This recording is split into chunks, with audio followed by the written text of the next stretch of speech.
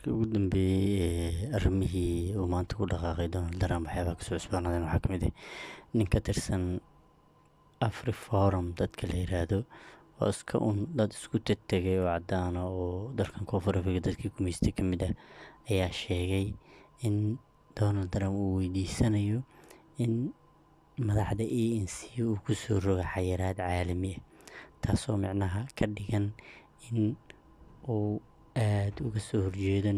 oo aad u taageersan ninka waxa la yiraahdo Saffron ama madax banaanida Koonfur Afrika ku xadgudbay taasoo hadalhayn badan iyo kala qaybsanaan ka dhalisay dalka Koonfur Afrika oo dadka qaar ay leeyihiin dadkan waaba cadowba inay noolaadaan ay dalka noo joogmayn ninkan ayaa hadalkiisa wax la yaab leh ku noqotay xitaa naagda wariyaha weydiinaysa waxay tiri ma yaysan ahayn in madaxdii dalkeena aad micnaha ku amraysa in xayiraad caalami la saaro oo adduunka dibna u dhigayso ma ka fiirsata hadalkaas markaasuu waa uu ku adkaysanaa haa ayuu leeyahay waaba saxba dadka dalka khiyaanay oo dalka ka soconaya ayuu leeyahay wararkiisa balan dhigeysana bal. You are basically asking Donald Trump to target ANC leaders.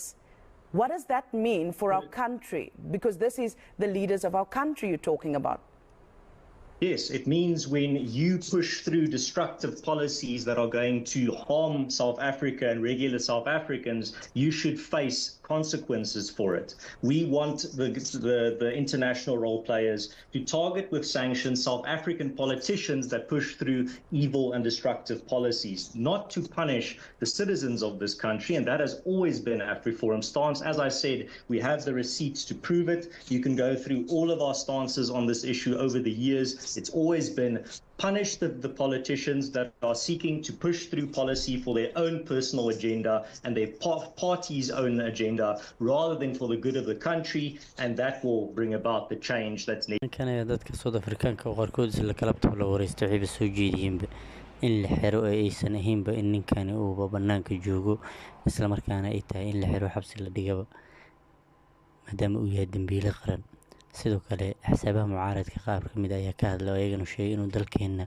una forsay lahayn ay leeyihiin oo ninkan uu yahay nin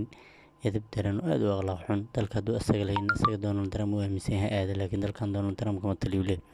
ayadoo ay kacsaneed xaasaradii ka dhashay ciidamadii lagu laayay dalka Rwanda macnaha dalka Congo oo lagu eedeynay Rwanda ayaa arrintan soo baxday saacadii la soo dhaafay 24 saac arrintii dhimad ay hal mar isbedeshay Rwanda lagu sii jeeday hadda waxaad moodaa dowladda Koonfur Afrika in Mareykanka toos meeg ugu qaadataa maadaama Donald Trump uu ka xisho waayay arrintii Rwanda waxaad moodaa in hold la geliyay inkastoo maanta ay jiraan siyaasiyiin mucaarad oo ka hadlay arrintii Rwanda oo ayadana